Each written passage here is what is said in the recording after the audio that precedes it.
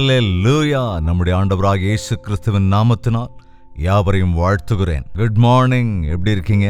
எழுந்துட்டீங்களா? நீங்க இந்தியாவில் இருக்கீங்களா இல்லை வெளிநாட்டில் எங்கேயாவது இருக்கீங்களா? வெவ்வேறு நாடுகளில் இருந்தால் அது ஒருவேளை குட் மார்னிங் இல்லாமல் இருக்கலாம். ஆனால் இது எந்த நேரமாக இருந்தாலும், அல்லது சோஷியல் மீடியாவில் நீங்கள் நினைக்கிற விதத்தில் ஏதோ ஒரு சமயத்தில் இந்த நிகழ்ச்சியை கேட்டாலும் ஒவ்வொரு முறையும் தேவன் நம்மோடே கூட பேசுகிறார் என்பது உண்மை. ஜெபிக்கலாமா? பரிசுத்தமும் அன்பும் நிறைந்த பிதாவே, உம்முடைய வார்த்தைகள் வல்லமை உள்ளதப்பா. எங்களுக்கு நன்மையை அருளி செய்கிற வார்த்தைகள் இன்றும் எங்களோடு பேச வேண்டும் என்று கிறிஸ்துவின் நாமத்தில் வேண்டிக் கொள்கிறோம் பிதாவே, ஆமென். எழுந்துட்டீங்களா? தூங்கி எழுந்துட்டீங்களா? தூக்க கலக்கத்திலிருந்து வெளியே வரணும். நிறைய பேருக்கு தூக்கமே வராது, தூக்கம் வந்துதான் அப்புறம் கலையாது. விடிகிற வரைக்கும் தூக்கம் வராமல் இருக்கிறது, அதுக்கப்புறம் தூங்கி மத்தியானம் கூட எழுந்திருக்காமல் இருக்கிறது அப்படிங்கிறதெல்லாம் இன்னைக்கு சாதாரணமாயிடுச்சு. இதனால் அநேக விதமான மனோரீதியாக சரீர பிரகாரமாக ஆரோக்கிய குறைவுகள் ஏற்படுறது. ஒன்றும் இல்லைங்க, அதற்கான பின் விளைவுகள் இப்படி நிறையா இருக்குது. வேலை செய்கிற இடத்துக்கு கரெக்டாக போக முடியாது. படிக்கிற ஸ்டூடெண்ட்டாக இருந்தால் நல்லா படித்த ஒரு உன்னத ஸ்தானத்தை அடையவே முடியாது. ஸோ இந்த மாதிரி குடும்பமே ஒரு நில குழிஞ்சு போகிற சூழ்நிலை உண்டாயிடும். அதாவது சோம்பேறித்தனங்க. நிறைய பேர் நான் எந்திரிச்சிட்டேன் அப்படின்னு சொல்லுவாங்க. அதாவது எழுந்திருப்பாங்க, ஆனால் கண் விழிச்சதுக்கு அப்புறமும் கூட படுக்கையிலேயே புரண்டுக்கிட்டு இருப்பாங்க சிலர். நீங்கள் அந்த மாதிரி இல்லைல்ல. கதவு கீழ் மூளையில் ஆடுகிறது போல சோம்பேறியும் படுக்கையிலே ஆடிக்கொண்டிருக்கிறான் என்று நீதிமொழிகளில் வசனம் இருக்கு. கீழ் மூளை அப்படின்னா இதுக்கு முன்னால கதவுகளுக்கு கீழ் பொருத்தப்பட்டிருக்கும், அதில் ராட் இருக்கும், அதில் கதவு அட்டாச் ஆகி இப்படி இப்படி ஆடிக்கிட்டே இருக்கும். அது எவ்வளோ தூரம் திரும்ப முடியுமோ அவ்வளோ தூரத்துக்கு தான் திரும்பும், கதவு வெளியே வராது. அந்த மாதிரி படுக்கையில் புரண்டுக்கிட்டு இருக்கிறவங்க இந்த பக்கம் இருந்து அந்த பக்கம், அந்த பக்கம் இருந்து இந்த பக்கம், சில நேரங்களில் கீழே கூட விழுந்துருவாங்க. போர்வையை இழுத்து காலில் மூடிக்கிட்டு, தலையும் இழுத்து போத்திக்கிட்டு, வெளிச்சம் கண்ணிலேயே படாத மாதிரி இன்னும் அப்படியே படுத்து தூங்கிட்டு இருக்கிறவங்க. அதாவது கண் விழிச்சதுக்கு அப்புறம் கூட எழுந்திருக்காம அப்படியே சோம்பேறித்தனமாக படுத்துக்கிட்டு, அதாவது ப்ரஷ் பண்ணுறதுக்கோ குளிக்கிறதுக்கோ சோம்பேறித்தனம். காலை எழுந்து இந்த வேலையெல்லாம் செய்யாமல் சிலர் கிளம்பி கூட போயிடுவாங்க. கவனிங்க, நம்ம பாரத தேசம் சில பழக்க வழக்கங்கள் ரொம்ப நல்லது. சில வெளிநாடுகளில் குளிர்னால அவங்க குளிக்காமல் இருப்பாங்க, அது வேற விஷயம். ஆனால் நாம் பொதுவாக குளிச்சதுக்கப்புறம் எவ்வளோ ஃப்ரெஷ்ஷாக இருப்போம். பாடி, மைண்ட் எல்லாமே ஒரு நல்ல சுறுசுறுப்போடு இருக்கும். நம்ம ஜெபிக்கிறதுக்கு கூட ஒரு நல்ல சூழல் அமைக்கும். இதெல்லாம் ஏதோ ரூல்ஸோ சட்டங்களோ இல்லைங்க, கட்டாயம் இதை கடைபிடிக்கணும்னு ரைட்டிங்கில் ஆண்டவர் சொல்லலாம். ஆனால் இதுதானே பழக்கம். இப்போ சோம்பேறிகளாக இருந்தா, அதாவது காலையில் எழுந்திருக்கிறதுல சோம்பேறித்தனம் இல்லை, வாழ்க்கையிலே சிலர் சோம்பேறியாக இருப்பாங்க. எப்போ எந்த வேலையை செஞ்சாலும் கூட அது என்னமோ தெரியாது, அதை சுறுசுறுப்பாக செய்யவே மாட்டாங்க. நம்ம அநேக வசனங்கள் நீதிமொழிகளில் இதை குறித்த வசனங்கள் நிறையா இருக்குது. அப்படியே பார்த்துக்கிட்டே போனோன்னா ஒரு சோம்பேறியினுடைய பொதுவாக நிலைமை எப்படி இருக்கும் அப்படின்னலாம் எழுதப்பட்டிருக்கு. நீதிமொழிகள் 12வது அதிகாரம் 24ஆம் வசனம், ஜாக்கிரதையுள்ளவர்களுடைய கை ஆளுகை செய்யும், சோம்பேறியோ பகுதி கட்டுவான். அது சோம்பேறி பகுதி கட்டுவான் அப்படின்னா பாதி செஞ்சு பாதி செய்யாமல் அரோகிற வேலை தான் எப்போதுமே செஞ்சுக்கிட்டு இருப்பான். அதுலேயும் வெட்டி பணிகள், அனாவசியமான பணிகள், தேவையில்லாத வேலைகள், அது வேண்டாத வேலையாக தான் இருக்கும். 27வது வசனம், சோம்பேறி தான் வேட்டையாடி பிடித்ததை சமைப்பதில் ஜாக்கிரதையா உள்ளவனுக்கு பொருளோ அருமையானது. சோம்பேறி வேட்டைக்கே போனாலும் கூட ஒழுங்காக குறி வைக்க மாட்டான், அதனால ஒன்னையும் பிடிக்க முடியாது. ஒரு இலக்கில்லாத வாழ்க்கை என்னங்க பிரயோஜனம்? இதையாவது சாதிக்கணும் இன்னைக்கு நைட்டுக்குள்ள அப்படிங்கிற எண்ணமே சிலருக்கு இருக்காதுங்க. யாருக்கிட்ட இருந்து எதை வாங்கலாம், எதை சாப்பிடலாம் அப்படிங்கிறது, அல்லது உலக பிரகாரமான காரியங்களை செலவிடுறதுக்கு சம்டைம்ஸ் தயங்கவே மாட்டாங்க. ஆனால் சம்பாதிக்கணும்ல, யார் சம்பாதிக்கிறது? அம்மா அப்பா சம்பாதித்து செலவழிச்சுக்கிட்டே இருந்தா உன்னுடைய எதிர்காலம் என்ன ஆகிறது? நாட்களில் மனிதன் சோம்பேறியா இருக்கிற அந்த செல்போன்ல வந்ததுக்கு அப்புறம் அது நம்முடைய டைம் எல்லாத்தையும் முழுங்கிடுது. எந்த வேலையும் செய்ய விடாம, ஓய்வு கூட இல்லாம, கழுத்து அப்படியே பிடிக்கிற வரைக்கும், கண்ணு கெட்டு போற அளவுக்கு, முதுகே வலிக்கிற அளவுக்கு அப்படியே ஒரே இடத்துல உட்காந்துக்கிட்டு அதுக்குள்ளேயே அப்படியே ஐக்கியமாகி அது எல்லாத்தையும் பார்த்துக்கிட்டு பைசா பிரயோஜனம் இருக்காதுங்க அதில். அதானுங்க உண்மை. பைசானா கூட சிலருக்கு இப்போ புரியறதில்ல. இப்போ எங்க பைசா எல்லாம் இருக்கு, எல்லாம் ரூபாய் ஆயிடுச்சு இல்லையா? 10 ரூபாய் கூட கிடைக்காதுங்க செல்போன்லேயே இருந்துகிட்டு இருந்தா. அது எல்லாத்தையும் பார்த்தாலும் கிரியேட்டிவா ஏதாவது செய்ய முடிஞ்சா அது வேற விஷயம். நாட்கள் இருக்கிற டெக்னாலஜியை உபயோகப்படுத்தி நீ ஏதாவது உருப்படியா ஏதாவது செய்யலாம். ஆனா எப்போதும் மந்தமாவே இருக்கிறது. எந்த அளவுக்கு மந்தம், சோம்பேறித்தனம், ஆன் பண்ண டிவியை ஆஃப் பண்றதுக்கு சோம்பேறித்தனம், செல்லை ஆன் பண்ணதுக்கு அப்புறம் திரும்ப அதை ஆஃப் பண்றதுக்கு கூட சோம்பேறித்தனம். அதையே பார்த்துக்கிட்டு இருந்து சில நேரங்கள் அப்படியே ஆன் பண்ணி வச்சுட்டே தூங்க போயிடுவாங்க. சோம்பேறித்தனம் கூட ஒரு வகையில் பாவம் தான். பைபிள் கூட எச்சரிக்கின்றது. சிக்க வைக்கிற பாவங்கள்னு பில்லி கிரஹாம் ஒரு புத்தகத்தை எழுதியிருக்காரு. தயவு செஞ்சு முடிஞ்சவங்க கூடுமான அந்த புத்தகத்தை வாங்கி படிக்க ட்ரை பண்ணுங்க. இந்த மாதிரி புத்தகங்கள் வேணும்னு அனுப்பி வைக்கிறோம். கவனிங்க, நம்மை சிக்கலுக்குள் கொண்டு போகிற பாவங்களில் ஒன்று சோம்பேறித்தனம், அப்புறம் பரிசுத்தமின்மை, அகம்பாவம், என்னங்க பண ஆசை. இதெல்லாம் சிலது நம்மளை வலை மாதிரி அப்படியே பின்னி பிணைஞ்சிரும். நம்மளை பிரயோஜனம் உள்ளவர்களா இல்லாமல் அதற்கு வழியே வகுக்காம உருப்படாதவர்களாய் செய்வதற்கு நம்மை பாவத்திற்குள் இழுத்து கொண்டு போகின்ற, நம்மை அழிக்கிற காரியங்கள். சோம்பேறித்தனம் ஒரு காலம் நல்லதல்ல. நம்முடைய ஆண்டவர் சோம்பேறி இல்லையே. அவர் கிராமம் முழுக்க ஜெபித்துக் கொண்டிருந்தவர். இன்னும் இருளாக இருக்கும் பொழுது விடியற்காலமே எழுந்து ஜெபித்தவர். கிராமம் நடந்தவர்.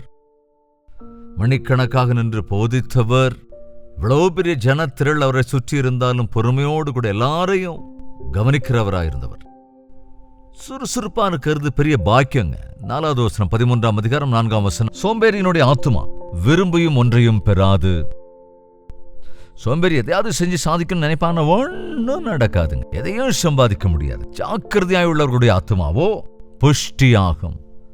நம்ம இன்னும் கொஞ்சம் அப்படியே வசனங்களை பார்த்துட்டு போனோம்னா பைபிள்ல இன்னும் அநேக விஷயங்களை நம்ம பார்க்க முடியும். கவனிங்க, அதே போல 19வது அதிகாரம், இதே நீதிமொழிகள் 19வது அதிகாரத்துல இன்னும் சில விஷயங்களை அங்கே நாம் பார்க்க முடியும். வாங்க, நீதிமொழிகள் 19ஆம் அதிகாரம், நீதிமொழிகளின் புத்தகம் 19வது அதிகாரம் 24வது வசனம். சோம்பேறி தன் கையை கலத்திலே வைத்து அதை திரும்ப தன் வாயண்டைக்கு எடுக்காமல் இருக்கிறான். அவ்வளவு சோம்பேறித்தனம். சாப்பாட்டை சாப்பிட்றதுக்கே சோம்பேறித்தனம்.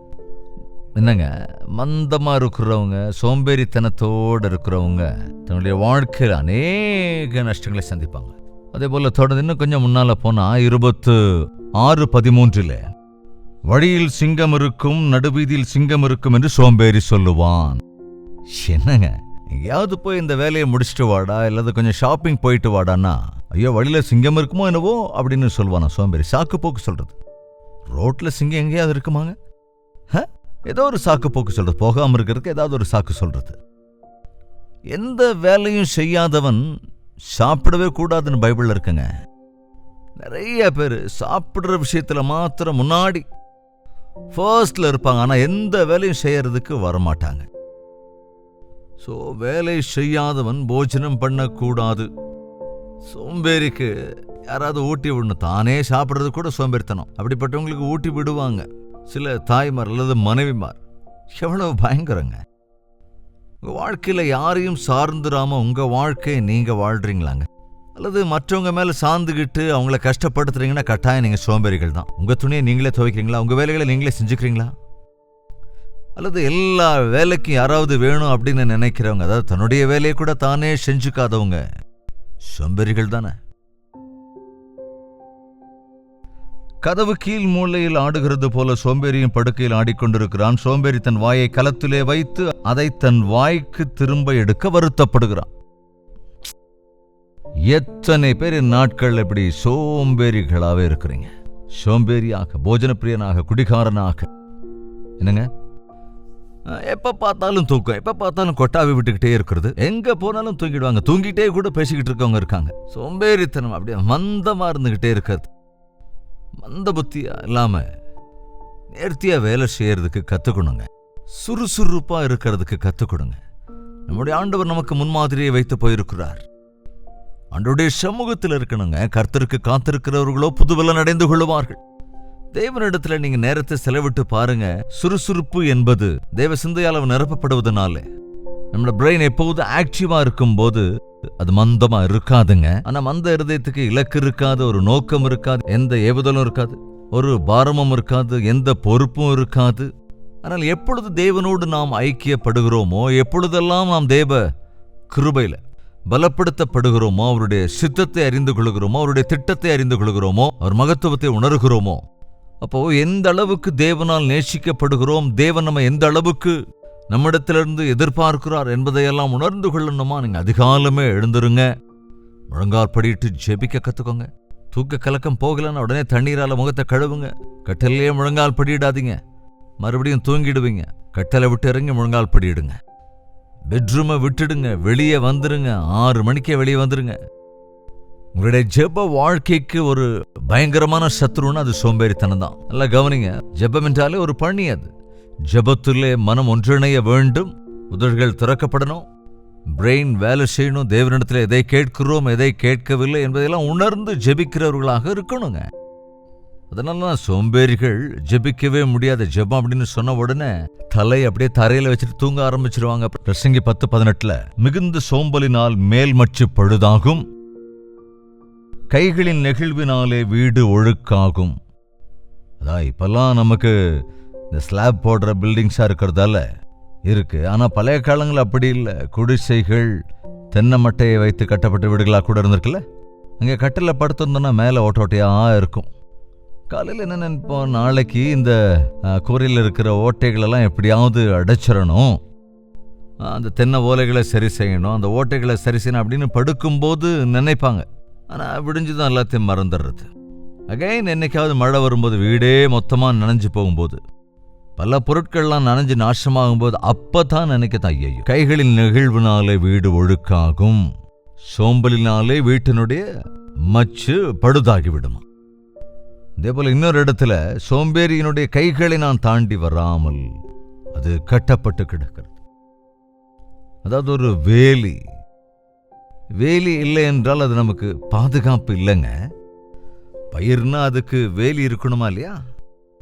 இல்லாம போனா அதெல்லாம் அழிஞ்சு போயிடுமா இல்லையா? அதே போல நம்ம வீட்டுக்கு கதவுகள் இருக்குல்ல, சில சோம்பேறிகள் கதவு கூட பூட்ட மாட்டாங்க, லைட்டு கூட ஆஃப் பண்ண மாட்டாங்க, ஃபேனை போட்டா அதை நிறுத்துறதே கிடையாது, ஏசி போட்டா அவ்வளவுதான், கரண்ட் பில் வரும்போதுதான் தெரியும் இல்லையாங்க. தேவன் நம்மை சுறுசுறுப்பா இருக்கவே சொல்லுகிறார்.